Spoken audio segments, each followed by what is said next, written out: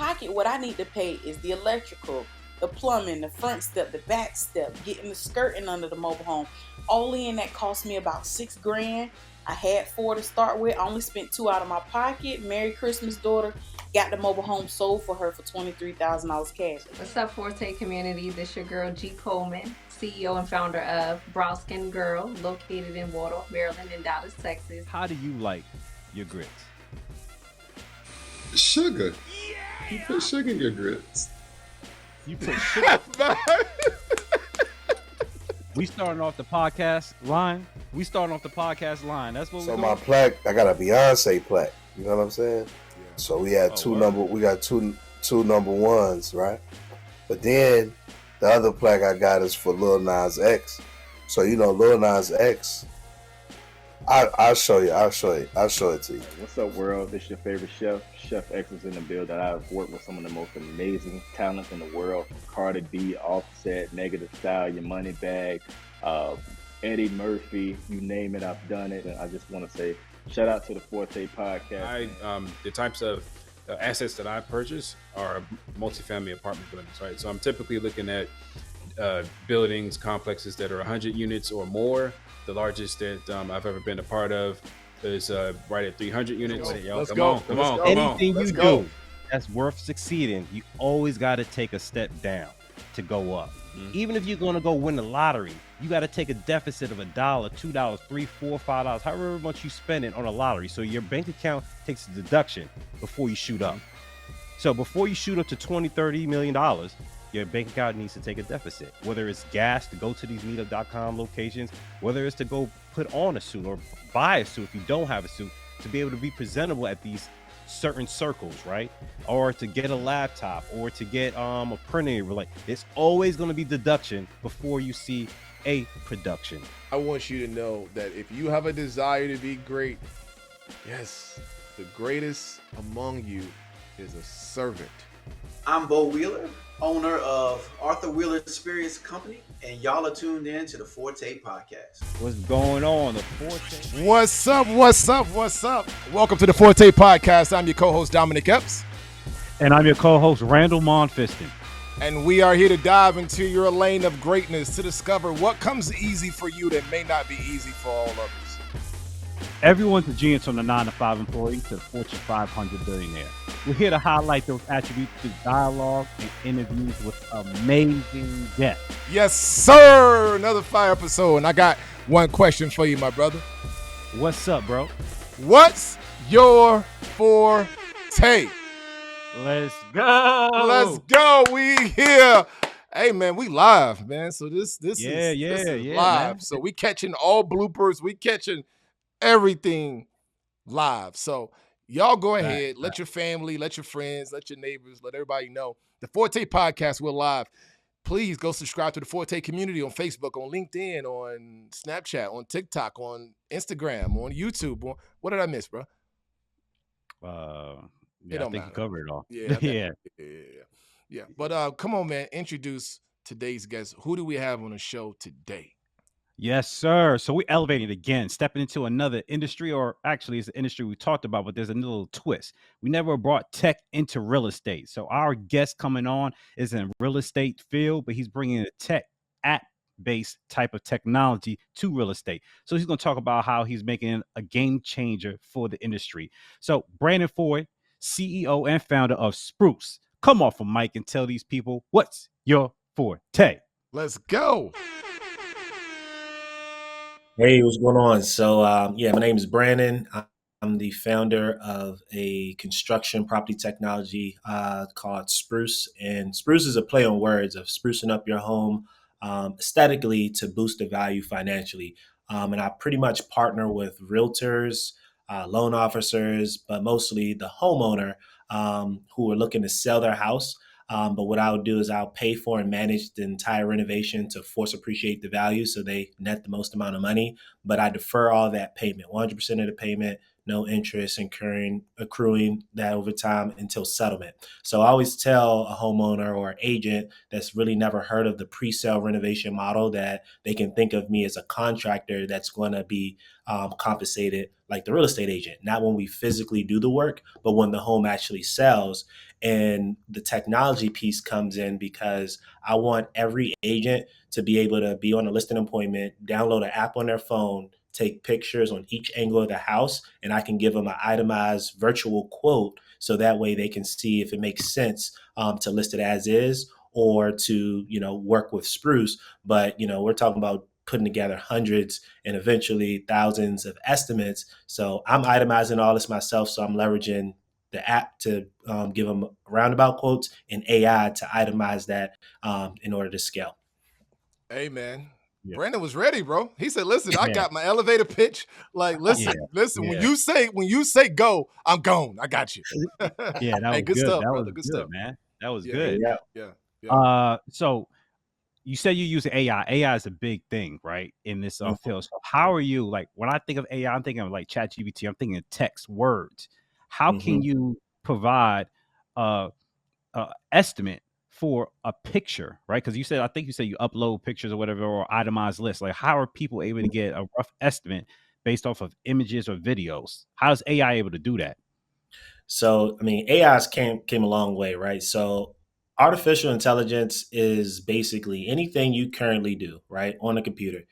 As long as it's a formula, it's an algorithm. So if something can be duplicated or scaled, AI is going to help you do it faster. So if you take a picture of enough houses or enough bathrooms or enough kitchens, you'll basically be able to program the modules in AI to say, all right, is this a light remodel? Is this a full gut remodel? Or is this a partial remodel? And the more data, that's the beauty about AI. The more data you give it, the smarter it gets. So it's machine learning. So after you have like 100, it's but so many ways you can remodel a bathroom, right? So after you have 100 different bathroom photos of before and after, the system can understand, okay, this needs tile, this needs just the vanity, we can repaint this. So it's really just a formula and it's not perfect. So I won't be able to give them instant estimates, which is my goal over the next couple of years, but at least I can give people a roundabout number, because if a renovation is, and this is what the problem with contractors now, they'll say, hey, we could do this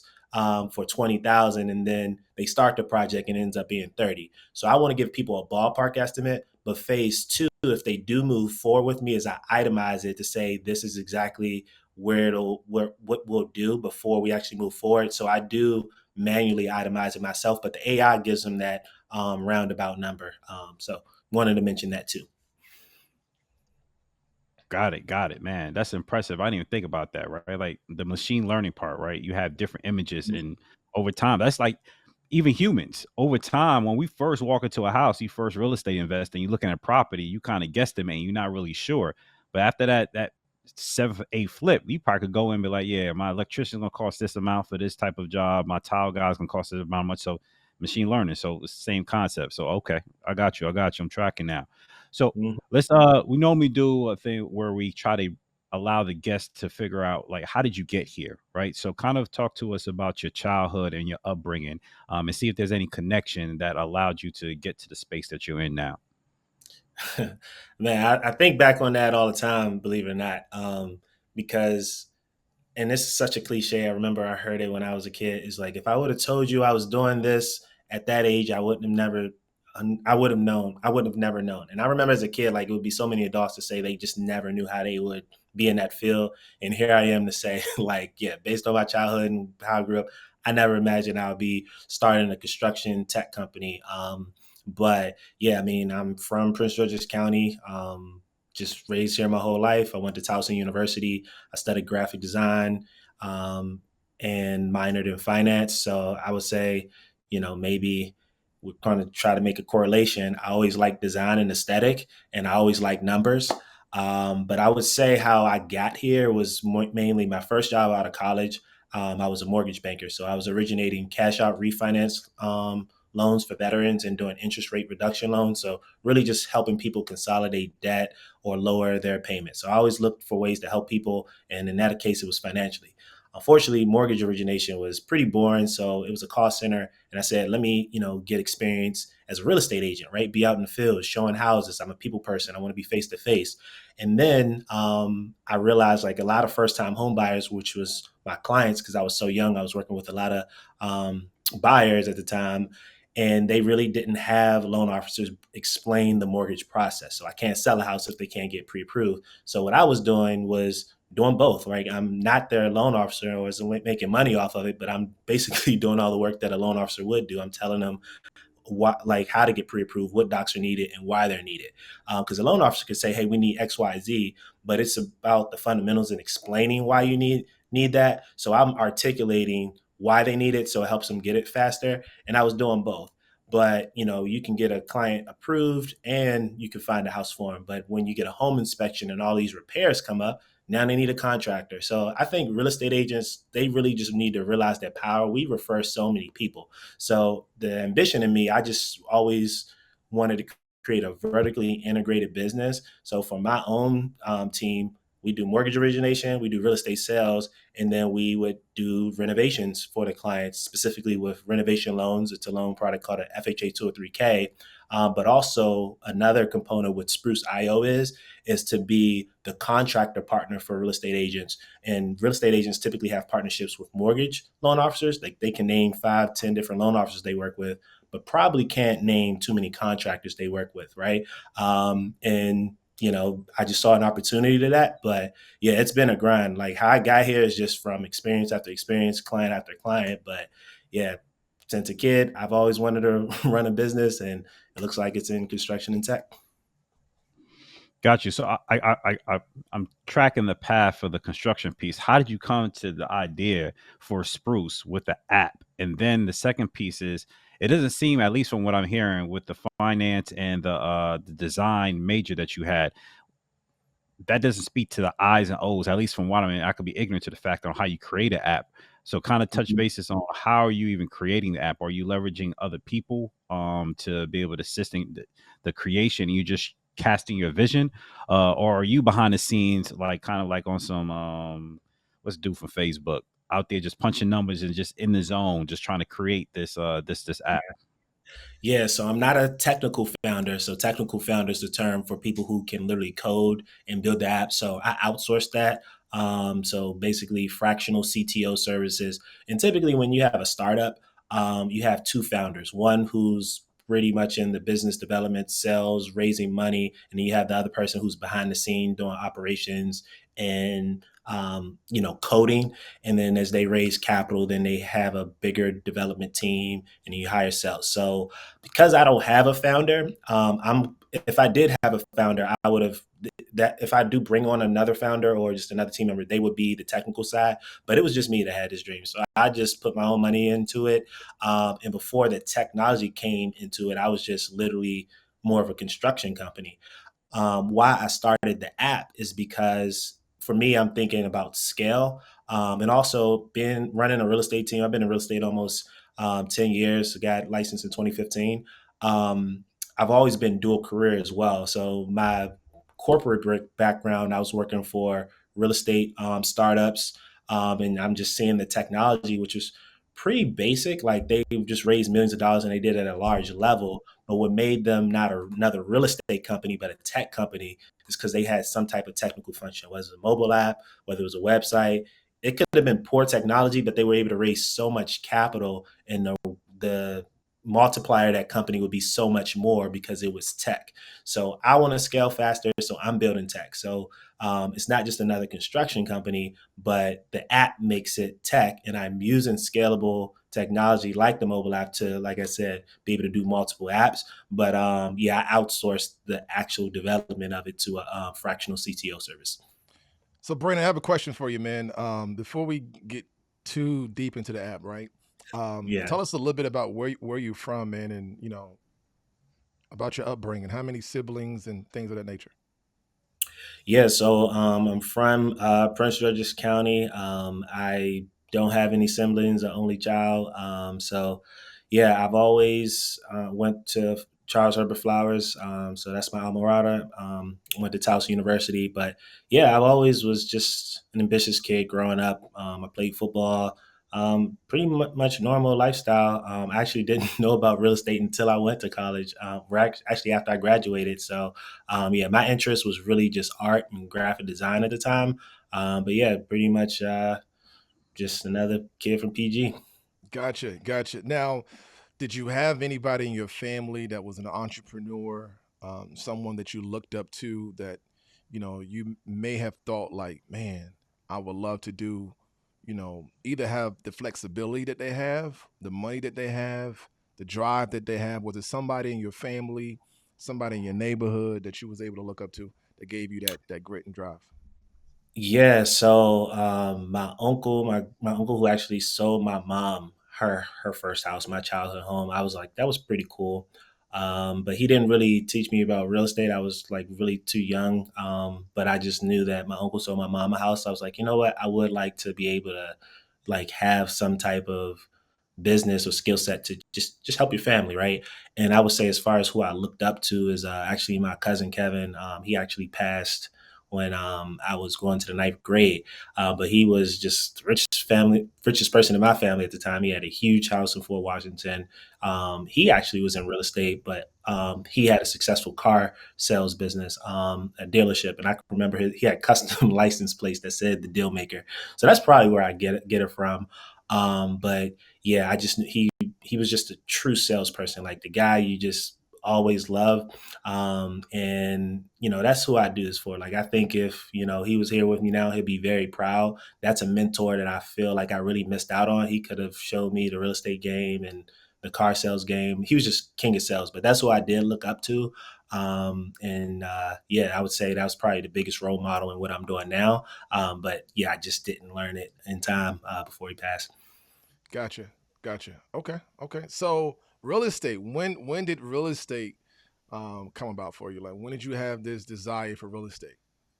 So real estate like came out of nowhere. Like I think when we all hear the word real estate, um, you think of houses. So like I knew what real estate was. I'm like that has something to do with a house, but I actually didn't know the industry until I graduated college. A friend of mine that I went to high school with, his name's Jordan Lewis. His first job out of college, also mine, he was a mortgage banker. Remember, I was a minor in finance, and I'm like, all right, mortgage banker, it's close enough to investment banker. So I'm gonna do that. And he explained to me like what cash out refinance loans, interest rate reduction loans were. So he referred me to the hiring manager and I worked there. And then that's how I got into real estate and actually learned like one part of the industry, and that side it was finance. And then after I learned the finance side, it was game over. I'm a numbers person. It was kind of a sales job. You did have to sell the loans a bit, but they sold themselves. Like you're lowering people's payments. Who would say no to that? So you just really had to really just be respectful. These were veterans, so you have to. It's just a certain amount of respect and how you speak to them about that. But yeah, I kind of learned basic sales skills. The numbers side of the real estate side wasn't really my passion, so I really did like to talk to people. And I said, okay, let me get my sales license and be out in the field. And then that way, it actually took me into like actual outside sales and real estate. Cool. All right, so you got the real estate, right? And Mhm. I don't think we talked about how long from the real estate that you were in the real estate game that you figure out that there's a niche that you could fit in this app. Like how long was that? And then what kind of hurdles did you experience? 'Cause I can imagine if you create an app from scratch, you have this vision. Like what were the hurdles to even get into the app game? Oh my goodness, frustration. So how Spruce actually started though, it actually had nothing to do with my real estate sales business. These are just add-ons I added, but I guess the root of how I started Spruce was, and I'm in the process still trying to raise money, and I'm creating case studies, basically put my own money up and show and running the processes, and then going to private lenders and saying, hey, this is how this transaction went, this is how that transaction went. But I would say the biggest and first transaction case study that I ever went through, not on purpose, was myself. So I bought my first home. I attempted to use a 203K renovation loan, but I was in a rush, just being a knucklehead at the time. I was 23, 24, and I just closed it with a regular FHA loan. And like most borrowers, I thought the cost to renovate that home was like $10,000. Turns out it was more like 60. But it doesn't matter. I was just like, we'll fix this Woo! more time. Wow. But way under budget, right? I mean, over budget in that regard. The house was habitable. Depends on who you asking. But basically the So I hold didn't. on, Brandon. I got a question for you. So you said, because I'm a real estate broker, man. So I love this, and I got a lot of questions. But you got an FHA loan that, Mhm. come to find out, needed $60,000 worth of work. That I Here's my find out 2 years later. okay, but I'm like, how was it able to pass FHA appraisal? Because FHA appraisal is like one of the toughest ones, right? So Right. was it sold as is? Did you have a picker and they did some repairs? Like, how did it pass FHA appraisal? That's hard for me to believe, man. So that's crazy. This transaction alone could be the podcast. I'm gonna tell you that right now. But let me get to let me go from the start of it. So I first attempted to use a NACA loan, right? No down payment costs, no closing costs. Yep. That was too long. I was at a job that I wanted to leave. So my goal was to do real estate full time at that time. And I'm like, as soon as I close on the house, I'm quitting this job. I didn't like my manager, and I was just really, really stubborn. So basically, instead of doing an FHA 2 or 3K loan, right, which could take about 60 days, I'm ready to go. So I'm about to close on this in 21 days. It still ended up being like 40. But I was like, I'm going to use a regular FHA loan. Because even though the house needed like $60,000 worth of repairs, you wouldn't see that from the outside. It was a pretty decent house. It was a split foyer in Upper Marlboro that was $200,000. And to me, it just needed to be spruced up. Like, you could use paint. We could remodel the kitchen, redo the floors. But like, I was thinking cosmetic. And I was in such a rush to buy the house that I broke the cardinal rule and didn't even get a home inspection. Hold up, wait a minute. Listen, for those of you watching, do not do what Brandon. Okay, please, if you're going to purchase a property, go ahead and get, especially if you're going to live in it, get a home inspection. Okay, get it. All right, back to you, brother. Back to you. So let me add note that this is when I first got licensed. It was 2016, 2017, maybe. Okay. This is my first transaction as a real estate agent. Another cardinal rule: always use a real estate agent. So even though I was an agent, I never had any experience. So basically, I bought the house without a realtor, and I called myself getting a commission and getting paid to buy my own house. But like I said, I paid way more, and my own broker put me in this position. Like, he definitely could have been more hands-on. But that's another thing. You want to be with a brokerage where they care about you. He just literally did not help. So I left that brokerage literally 6 months later. But you got everything. Responsibility starts within. Quick question, Brandon. Yeah. Why did you not go to NACA route? Because you kind of flew past Just that. took too long. I told you, I was ready to. Because NACA can take about 12 months. Like, about, man, yeah, I got mine's still in there 2 years ago. But yeah, NACA can take a while. NACA can take a while. So I just want to slow you down for a minute because I want people to understand there's some things that you said that most people may not understand why, right? So I understand why you was rushing because you stated you wanted to leave your job. You know that you already got pre-approved, and if you leave your job to go full time, you need 2 years worth of work history for your business, right? So you knew that, hey, listen, I gotta close because I'm ready to leave, but I cannot leave until I close. Otherwise, I'm pushing this back 2 years. And then if your business does not make the same amount of income, now you're gonna get qualified for a less amount of house, right? So that's why you was just like, all right, let's go. Forget about the home inspection. Long as it appraised, let's get it going. All right, I'm giving it back to you. Let's go. Yeah, and to tee that up, I actually did. That transaction is crazy, but yeah, I actually did literally plan out once I close. I'm going to make all this money in real estate. So I was really ambitious. I thought I was just going to sell all these houses, but it was actually, even if you do want to leave your job, you should have at least 3 to 6 months of reserves. Remember, I'm doing a renovation project, and I barely even had that, even if it was 10,000. But I was betting on real estate was going to be way easier than what I thought it was. But yeah, leaving that job, I could have stayed longer, and it was just being stubborn. But yeah, the reason I stayed and the reason I waived the inspections and did all this is for 2 reasons. I was in a rush, for one, but also it was a great deal that I thought. This property was a short sale, so that's why I was $200,000. It should have been for like $265. or at least that's what they were first asking. But this home was on the market for maybe like 6, 7, 8 months, and it started at 295. Then they lowered it to 265, and then it was on the MLS for 225. So I was only pre-approved with my stepdad who co-signed for me for 200. So I just wrote, a blind offer. Essentially, I did see the house, but I was like, hey, like, this is all I got. This is not a low ball. This is literally all I have. So they accepted. And I'm like, oh my goodness, I got the greatest deal of all time. I bought this home for 10% off, $25,000 less. But as the experienced agent as I am now, list price is not the appraised price, right? So that's what I valued it at. But obviously the lender's trying to get this off books. If it would have sold for 265 or 295, that the property wouldn't have been listed. That was truly the as is value. Honestly, if I could renegotiate now, I would have bought it for 190. But basically, another reason is like I didn't want to hassle the bank. I knew a short sale that the lender, the decision maker was that bank who foreclosed, well, not foreclosed, but his decision maker. So my whole thing is like, I don't want to hassle this bank. So I'm trying to buy, I'm like, they want to sell, I want to buy. How do we make this as simple as possible? So how it passed the FHA and the process, which I would argue did it really, now that I think back on it, is I had to get the appraiser to come back 3 times. Mind you, I'm trying to leave my job. So I'm more pissed at the appraiser thinking they're trying to finesse.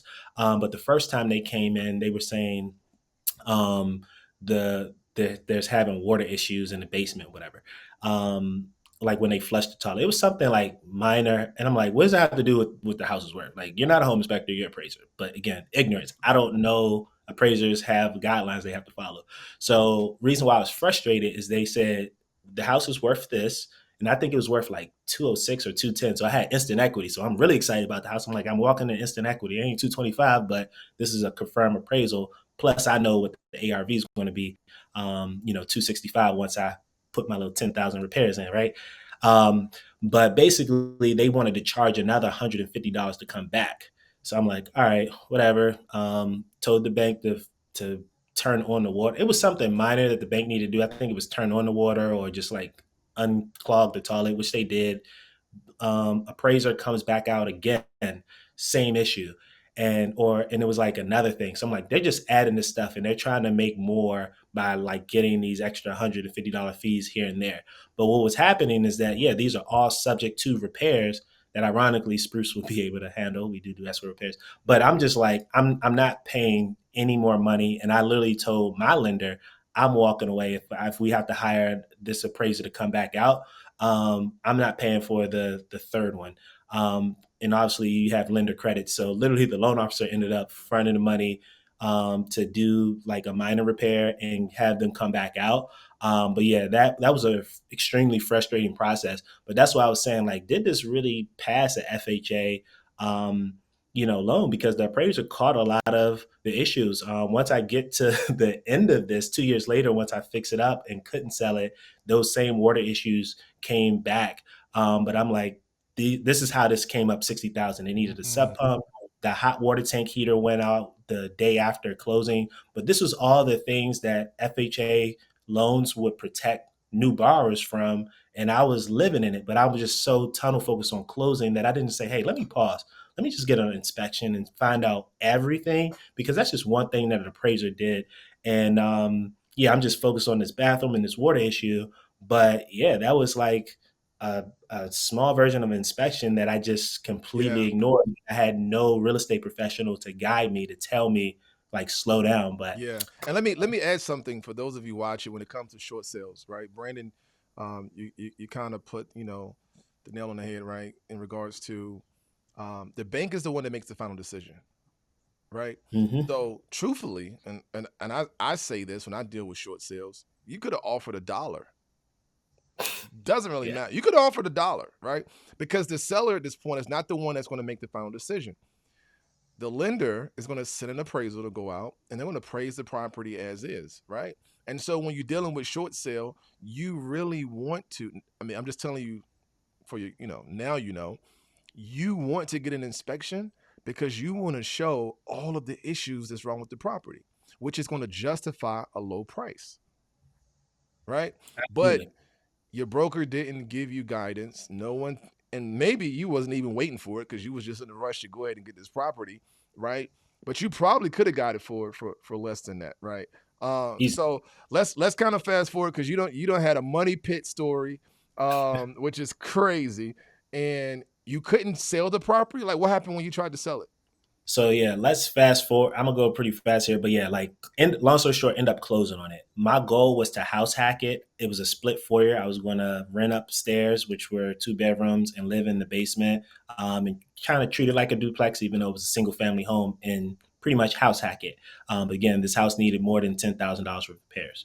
Once I went to the basement, again, it needed a new hot water tank heater. The basement actually smelled pretty wet. I never grew up in a home with a basement, so I didn't know like that this could have been mold. I just like, all right, this is what basement smells like. Turns out it was mold growing all across the side of it because water got inside, and you can tell like they knew because they redid all the tile, and there was this black and white checker tile where it's yellow from the oxidation. Whenever there's water under something white, it turns yellow, and you can see those in the room. So another thing about a short sale, the bank doesn't have to disclose anything. So like even if the original owner knew that, they don't have to disclose it because the bank is the one filling out the documents, and the bank is miles different states away. So they don't like nobody knows it's leaking until me once I find out the issues. Same issues that the appraisers caught. But long story short, I was going to house hack it. My stepdad and I were going to fix it up together. Unfortunately, he got diagnosed with cancer. So that whole year wasn't about fixing up my house. It was just making sure, he was going to be okay.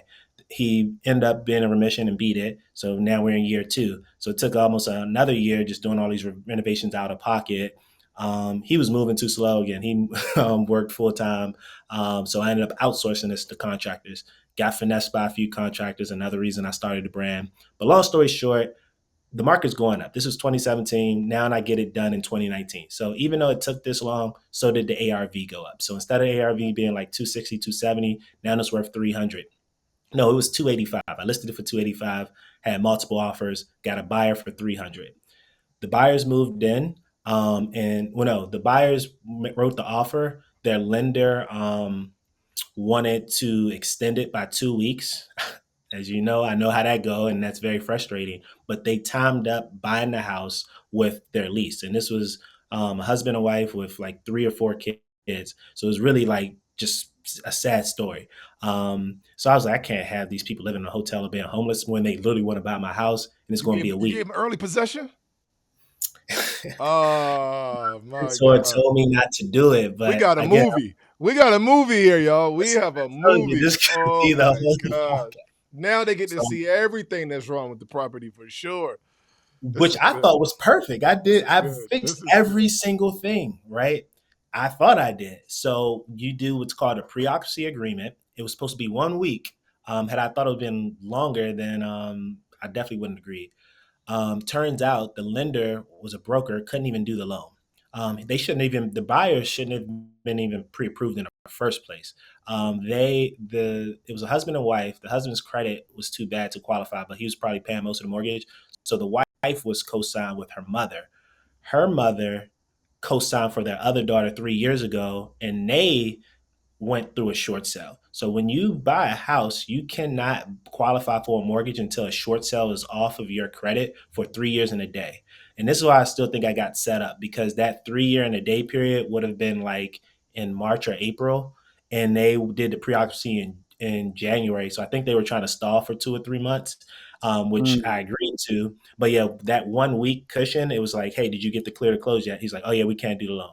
So I'm irate because now it's not just canceling this contract. It's like, I can't get these people to move out. So I was a forced landlord for 2 months, right? And I called myself, hey, motivated. I sold my house $15,000 more than what I, planned on. But after I get to this next part, you'll see everything I paid for dearly. So they move in. The first time it floods again. Remember that toilet I told you gave me problems 2 years ago? That comes up again. But I have a plumber because I'm the landlord. I got to fix it. So they find feminine whites. I'm like, all right, welcome to home ownership. You can't flush 10 pounds down the drain. So this is why it's leaking. Then another week later, I I guess just a bunch of tissue they're flushing. But this is a family of 4 or 5, I think. So it's just a lot of heavy usage. It never really flooded since when I first bought the house because it was just me in the house. I'm taking a shower once, sometimes twice a day, flushing once or twice. So it's no really real leakage because it's just not that much water usage. But for them, it's just a bunch of profuse usage. What happened is something called a belly in the pipe. And that's when the pipe is basically broken underground, so you'll never see it. But this was a pre-existing issue that came up from them occupying it, and insurance would cover it. But again, it was based on them. But long story short, I ended up spending $5,500 to replace the belly in the pipe because it kept getting backed up. Then part of the home inspection that they got showed that the house needed a new roof. So I spent $8,000 on the roof. Now I had $80,000 of the equity. So even though I had to pay for all this stuff, I was going to pay for it at settlement. The contractors were pissed about that because they wanted to get paid. I'm like, well, until this home sells, you'll get paid then. So I forced them to be Spruce. But what could they do at the time, right? So basically, that was like They didn't 13. try to challenge you with putting a lien on the home or anything like that, or they knew that the property was They could have closed. put a lien. Well, I communicated with them, right? A contractor will only put a lien when they feel like you're literally ripping them off. They could have put a lien on it. I was legitimately You're still not going gonna to get pay paid until the property I was sells. like, yeah, just give me a couple of weeks. So when it was a couple of months until March when they had to deal with this short sale, I'm like, all right, it'll be a couple of months. Like it is what it is. But I And no ain't got deposit. You didn't have to pay an upfront deposit to start the work. nope. So that's the beauty about Man, who's these contractors? We need these Yeah. contractors. Real. Yeah, come on. Let us know who these contractors are for sure. And well, I don't. I think Freedom Plumbers is one. They're based in Virginia, and the other one was Ally Roofing. They run a lot of advertisements on the radio. But yeah, that's a lot of exterior renovation companies and plumbers. That can get you financing. They don't require down payments. They do charge higher rates for that. But especially roofers. Roofers very rarely pay down payments, but it's more expensive. But yeah, I think it was like $8,000. And then the belly in the pipe, that just had to get done. But I think why they didn't charge me a deposit is because they knew it was an emergency situation and I got approved for the financing. But when you complete the repair, a lot of people don't know is when you get financing, you actually have to sign off like the work is complete for that lender to actually pay the home improvement company. So I sold home improvement. I'm in home improvement sales at the time too. So I knew, if I don't sign that document, they can't collect the payment. So they want me to sign, and I said no. So they're upset. I got an argument. Hold that! Run that back! Run that back! I don't want to get that game out. I don't want to get that game out. Now, listen. He's talking about the lender, right?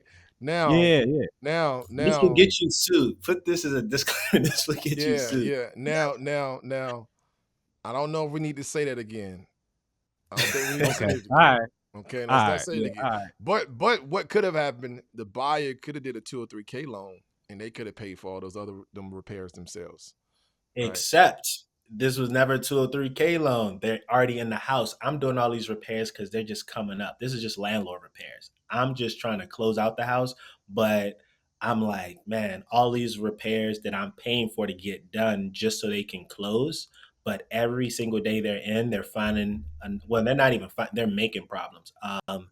They lived in the house pretty heavily. But long story short, I do all these repairs. I tell the plumbing company I'm not going to sign until we close, and I'm just going to pay in cash. So getting approved for financing was never my goal. I just said, hey, this is how you do the work without taking a payment, but I'll pay it in full once I close. And then same thing with the roof as well. But yeah. Long story short is when they did the belly and the pipe repair, this house it's a split foyer, and like basically the land it sits on is like a bowl. So the house is halfway underground, and to do the plumbing repair, the house is they had to excavate the dirt. So the first rain, I'll never forget, it was March 25th, 2019. The first rain of the year comes in, not a really light rain, pretty heavy, but not terribly heavy, but enough that if the house is underwater level, that comes straight into the basement. So that part I never experienced before, like flooding in the basement, and they freaked out. But now if there was a question if maybe the house could have used a sub pump, it absolutely needed a sub pump. which is another $10,000 to $15,000 repair, which again I would have paid for. But in their mindset, they feel like every time it rains, it's going to flood. Every time they flush the toilet, it's going to flood. So they just having all these water issues. And they walked out the transaction. So the problem with that was I have almost $14,000 worth of home improvement notes to fulfill from contractors that want their money, and I need to do another, 15,000, because it's not only just about putting the sub pump in, but also repair, because you have to take out the tile around the perimeter of the house and the drywall. So just all those cosmetic repairs, paint, all this stuff. So this is how we get it up to 60,000. I probably could have did all this for 30 to 40,000 to get it in livable shape, but how this was like a $60,000 repair when I was first telling you guys, I thought it was 10, it was 60, because I ended up putting in another 20,000 from that alone. And they moved out, again, family of 5, so the house is disrepair. But I look at it as a blessing, because they could have just stayed in the house, right? Yeah. How many times do we hear these stories now where people just won't leave? Were they paying you rent monthly? So that was another negotiation. I'm better now at real estate, right? This is 2 years now. Okay. So how I negotiated this was their first, and their earnest money deposit was going to be the first month's rent, and then they would pay rent. So they weren't staying in property for free. So yeah, they pay me.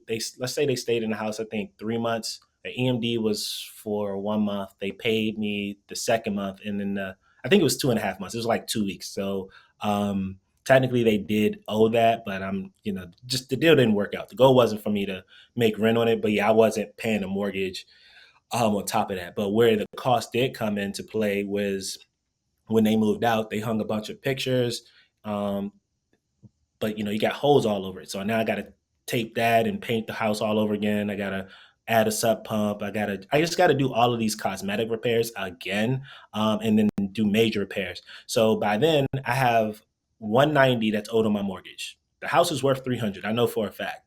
And I have over 100,000 equity in my house, but not a dollar to my name, and can't afford to do the $20,000, $30,000 worth of repairs. So I needed a contractor to understand I have equity, but I don't have money. So can you do all these repairs so I could put a house on the market and do that? Companies like Sproost, which is what we specialize in, didn't exist. Actually, my competitor, I did call. I'm not going to say their name and give them free press, but I called them out. They gave me a quote for a sub pump for $40,000 and didn't even show up. I've gotten quotes for the sub pump showing me one was $8,000, one was $13,500. They're 3 times higher and didn't even show up. That's how I knew it's too good to be true, right? Once we get the numbers. So that pre-sale renovation was no longer a model. But what saved me is my mentor. His name is Ray Wright. Truly a godsend. He's an investor. He's an agent, and he owns a construction company and specializes in roofing and water mitigation. So he was able to pretty much do all of that before I got into this mess. But I was just venting to him. I was just like, he called me out the random. Just like, hey, did you finally sell your house yet? Because remember, it took me 2 years just of stress, me going to investment seminars, meeting people and networking, saying like how this wasn't working out. So he called me and said, hey, did it work out? Because I told him it was under contract, but mind you, this is like 3 months. And I was like, man, Ray, you won't believe this deal fell through. Told him the whole story, and he just asked me a bunch of questions. I'm just thinking he's just like wanting to find out what happened. But he's like, so how much you own it? Would you have it under contract for? How much work are you thinking needs? And essentially what we agreed to is he ended up proposing to me was that he would pay for all the renovations, list it, and we would split the equity 50-50. So, I mean, at the time, that was the best deal I could. That sounds like a business move. But that was a great, yeah. that was a great deal for him. But for me, like without a pot to piss in, that was the best deal I could take. So I said, all right, on one condition, because I needed to win. I'm like, and I had too many people let me down. So I'm like, all right, I'll do that deal, but you got to advance me $10,000, and that can be taken out of the 50-50 split. But my mindset was like, if you put your own money up and you got it like that, it shouldn't be a problem. He just laughed and did it. But for me, I just needed a deal. I had a win. I had a bunch of credit card debt. I needed to pay the mortgage. I just had a lot of stuff to do. So he took over the mortgage payments, advanced me to $10,000. I had that little cushion, right? And then literally worked exactly how he said. And like 2 months later, house was pristine, fixed everything, and we got it sold for $300. But that was the first case study. And sorry to be so long winded, but that was the true story. Because I know what happens when people say my estimates are too high or they want to go a different route. I know the worst case scenario. It was why I started this company. So that was the first case study. And I said, I would love to pay this forward once I get established in my real estate career and I got, a couple thousand or 100,000, I can help sellers maximize the value if I get the listing. But how it evolved is saying, hey, all agents need this. So I want to be that contractor that will do all the work and even make a deal even sweeter. I'm not taking any equity out of it. So like the homeowner's truly going to net that. I gave up half of my equity just to get out the deal because I was under so much stress. So my goal is truly to help people. As you can see, I'm a sucker for a sad story. So like I've always been looking out for other people except myself. And it was at my demise. But now I have a scalable business model that I think can be profitable and still help a lot of people. So I got a question because I was going to ask until you said that you already started brainstorming on how you could use this to your benefit and help other people. Mm-hmm. Was that your initial thought? As soon as you got to closing, you closed on this deal that took you 2 years.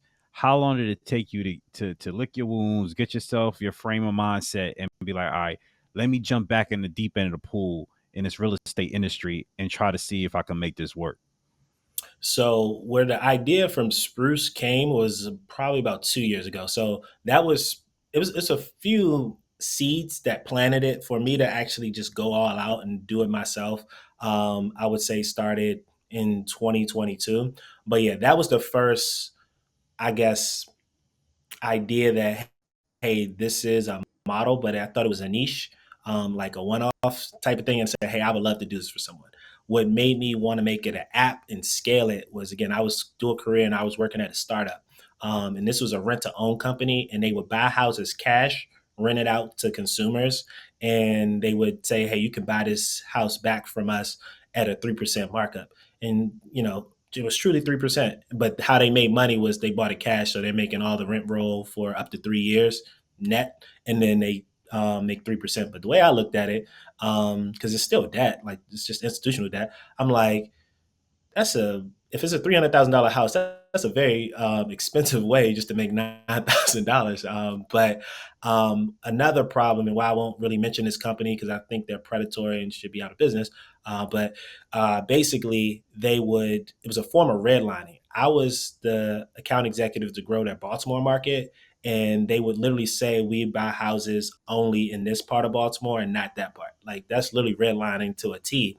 But the reason they got away with it, why they couldn't get shut down overnight with one phone call, is technically they're the buyers, right? They're buying the house on behalf of the renters. So they just said it doesn't meet our underwriting standpoint. But what happened was they felt those areas were too rough, which some probably were, but just don't market it. So like you would pre-approve people for like $100,000, and this is like 2021. So what house, even in Baltimore, you're going to buy for $100,000, and where homes are $100,000, those companies probably wouldn't feel comfortable living there, but yet they want to use them for rent. So I'm like, all right, if y'all got all this money, why don't y'all buy them cash, renovate them so you force appreciate the value? But if you buy it at that price, let them pay the rent. And if the person doesn't actually exercise their option to buy, sell it later. It's basically like the Burr strategy, but a flip, just a long version, but they have all this institutional capital. So I proposed that to them because it really wasn't about them redlining, which was just frustrating. It was really these low offers because people who were going through this program, real estate agents referring their clients, they just got turned down for a mortgage. So I'm telling the agent, hey, this is a way to save your deals and help your client, achieve home ownership. And they're getting happy. They don't know the mortgage process. Or the real estate process, right? They say, hey, I finally got approved for $100,000. And a real estate agent's like, I can't be happy for you. They have to pretend, but they know for a fact they can't find any homes in that price point. And when they do, it's a waste of their time because the company would never fund it. So I'm over here just like, again, I always try to find a way to make the deal work and just say we can't do it. So I'm like, I tell my company internally, why don't you just buy homes cash, fix them up to where they fit your underwriting guidelines, and that just wasn't their business model. But again, I'm working for this startup. They're all over TV, and people probably can do some digging. But yeah, Landis and sorry, I already said the name, but yeah, Will Smith and Jay-Z partner with them. So they, for the culture, like this was getting a lot of traction. But I'm like, I'm watching this company be worth hundreds of millions of dollars and raise all this money, And to me, it was just predatory. So I said, all right, you know what? This isn't that hard. The founders were around my age. So what I'm going to do is the same thing. I know how to work with sellers with the pre-sale renovation that I did, but this is what I'm going to do for aspiring buyers. And then my third business model, which I haven't even gotten to the 4 phases yet, unfortunately, but how I work with sellers is with pre-sale renovations and buyers who are not approved for a mortgage. What I'll do is basically the Burr method. I'll buy that home on their behalf, renovate it to force appreciate the value. They'll buy it back from me at the ARV price and be paying me rent until it's done. I'll refinance with a DSCR loan. So they're basically just covering the payment. But also, I'll charge a little bit more, let's say $300, $500 more per month, whatever the average rent is. But instead of pocketing that, I'm going to put that in an escrow fund. So whether it takes them a year, 2 years, or 3 years, I'm going to max it out at 3 years because people need a deadline. But basically, all that money being in an escrow fund would be for their down payment. So it's forcing them to save for the down payment. Then if they buy the home with the FHA loan, you can give them up to 6% to pay for their closing costs. And then while they're in the program, I'll have counseling to teach them how to buy a house, just teaching them about a mortgage, how to build their credit, and then I'll offer credit repair. So now at the end of the 3-year period, they had the money saved up for the down payment, which was by saving up a portion of their rents. I can credit them the seller concession as much as I want, up to 6%, but I force appreciate the value of the house that we bought and fixed up anyway. And then we fix their credit for them to qualify for a mortgage in the first place. So I'm literally combating gentrification because I'm not just selling this house to the highest bidder. I'm placing people in the community who are native there in a home that they want to live in and working with them to choose That's good. home ownership. So that's my long-term goal. Costs millions of dollars because you have to buy the whole block to make this at scale. But that's why I want to spruce up the block essentially. And that's for buyers or buyers that can't qualify. For buyers, just really just being the lender and the contractor for 2 or 3K loans. And then for sellers, maximize the equity by paying for the renovations and for the settlement. So those are the 3 business models. I call it renovate to sell, renovate to buy, and renovate to own. Man, I think so. What we normally do is go like your 1 to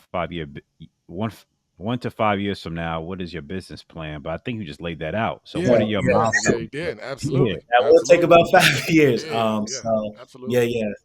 So you say you think it's going to take 5 years, or you think it's going to take longer to get that full all 3 pillars of what you're trying to do? I hope a VC hears this podcast and it takes 5 business days. But yeah, like from a logical standpoint, the renovate to sell model exists right now. Once the app is released, I'll be able to give quotes based on the pictures so that I can optimize the renovate to buy side, which is a 2 or 3K loan, which I can do right now technically as well, but I can have the technology supported. So that can be done in the next couple months, which I plan on. So renovate to sell and renovate to buy actually exists, but I would say it's going to be probably 2, 3, possibly 5 years to generate enough capital to do the renovate to own, which I'm most passionate about.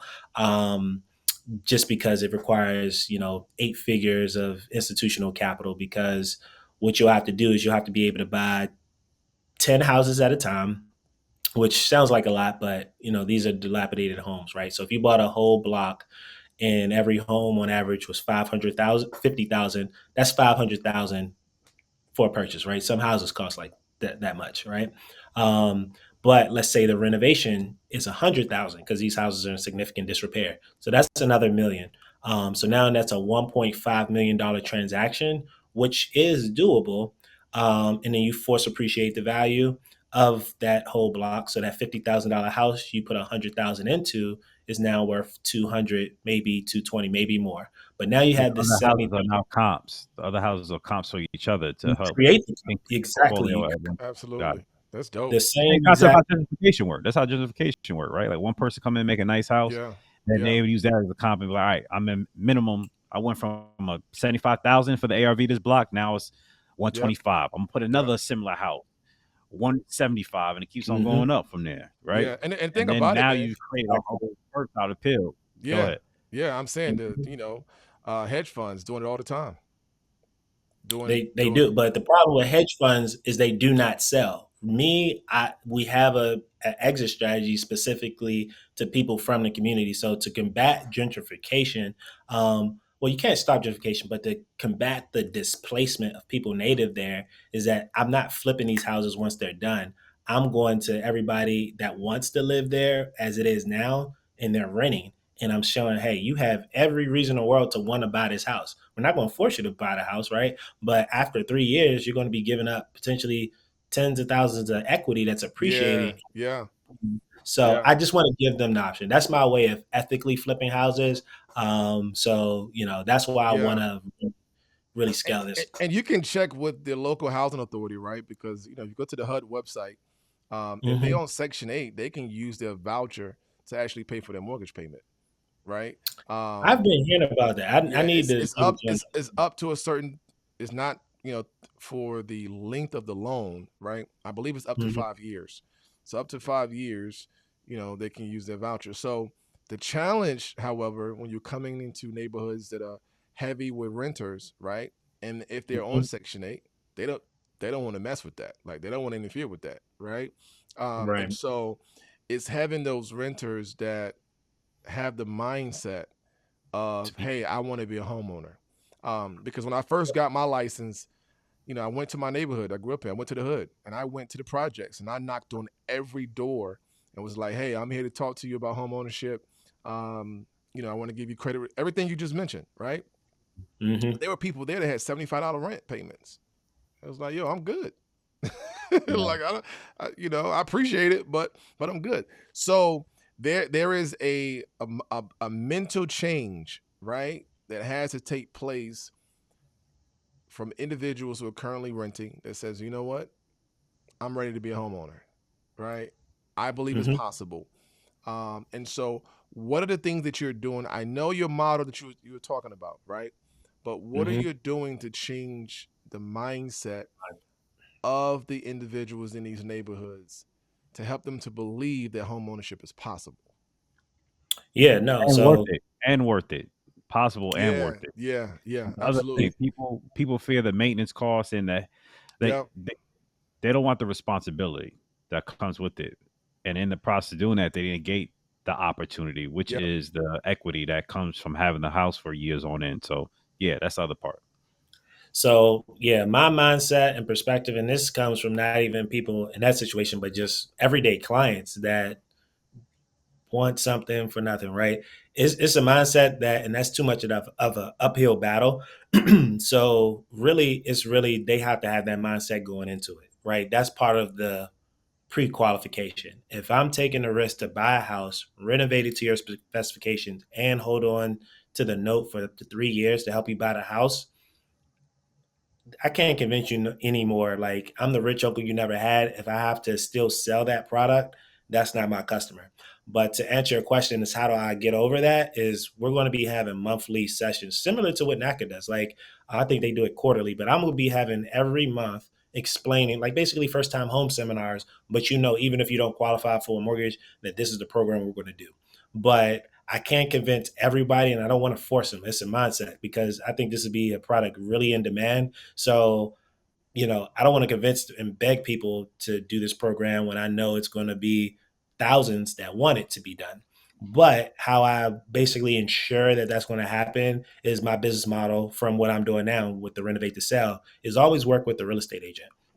I don't want to go straight to the consumer. I will because I am an agent just for my personal business. But how Sproost IO is we're pretty much the technology and dedicated support to support real estate agents. And real estate agents are the one in the field that are doing everything you're saying, preaching the gospel about why home ownership is key, force appreciation and equity, being able to write off the interest of your mortgage so you pay less in taxes, right? You can't do that with rent. It's 101 reasons why you should own a home. But I can have that conversation 1,000 times. It still won't be enough. But if I work with 1,000 real estate agents that can convince people to do that, then that'll be my customer.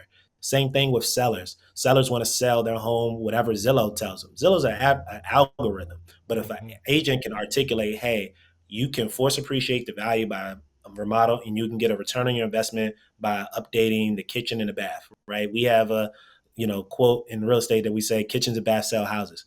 A first-time home seller might not know that, but we can show them data like that. But I want the agent to articulate that, and I want to be an extension of their business. So if I work through the real estate agent, I don't have to convince people to do this. The agents are referring me, and I haven't even marketed Spruce. I have 5 agents that work with me that's done all my case studies.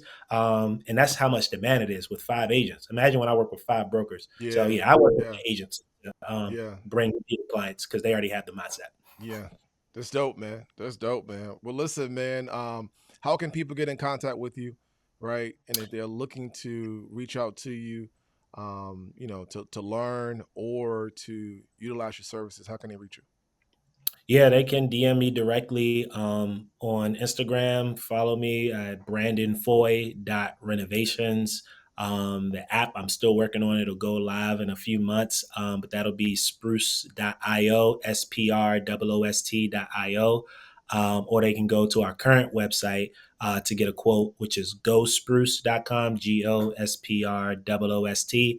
And Spruce is a play on words. The word SPROOST is sprucing up your home aesthetically to boost the value financially. So, follow me on those platforms. Instagram. Brandon, man, I appreciate it. Especially sharing your story with the hurdles that you overcame. And hats off for the fact that you went through like probably the worst first time investing situation I've heard of. Like you hit the wrong points. The worst. The worst, bro. Let's not kick the man down. I've never heard that. You hit a lot of wrong things on the first deal, right? Like the duration, the assessment, the I'm not gonna even put it into words, but the fact that you still standing here and that brother said he didn't even know what a wet basement smelled like, what mold smelled like. I was just like, it smells really wet down here. Like this mildew is killing me, right? That's black mold, bro. Like this is But with that aside, man, the fact that you still here and you still grinding, you still pushing, and you still trying to create a space where you're able to leverage your skill set, your capability to the benefit of people who may not know, right? People who may not have the credit at the time, or people who may want to be an owner but just don't know how to work through those steps, man. And you're taking your I want to say your trauma, your hurdles, and creating into opportunities for other people. So that's dope, man. That's dope. So keep on grinding. Man. Let us see what you create Spruce to be in 4 or 5 years. That's right. I see you guys at the top, man. So. Yes, sir, man. Yeah. Yes, sir, man. Stay online, because I got 2 things I want to mention to you about where we may be able to get some venture capitalists or some interest with that. Okay, perfect. Yep. Yeah. Bro, man, boy, that was one for the ages, man. Yeah, man. Yeah. I don't know if most people that have that experience, they like, I'm done with real estate. I don't want no parts of it. And for him to have had that experience, but then say, you know what, I want to create a business so that no one else has to go through what I went through. Man, that's ministry, man. That's dope. That's dope. That's dope, man. But hey, man, another fire episode, man. So another one. Y'all make sure y'all go to Facebook, subscribe to the Forte community. Also go to YouTube, go to Instagram, go to TikTok, go to LinkedIn, go to everything, every platform that's out there, and subscribe to the Forte community. Go do it right now. But go get your tickets. Talk to them, bro. Get them tickets. November 2nd, ATL, we're going to have the Forte Experience. The Forte Experience is created as a network party. That's right. Come get your business on, exchange cards, create partnership, relationship, as well as party. Get your food on, your drink on, your 2-step on.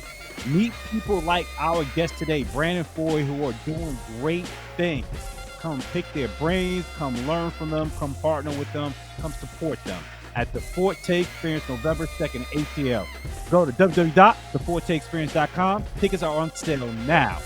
Make sure to get your all black attire ready to go, because it's going to be an elegant event. Let's go. Hey, we out of here, man. We appreciate y'all. Hey, man, for y'all watching us live, we're going to be live now every Tuesday, 7:30, 8, 30, just depends. Some nights we're doing double duty, right? But we're live right now, man. We appreciate y'all so much. You will see the edited copy. But go to our YouTube page. You'll get to see all of the episodes. So be sure to go.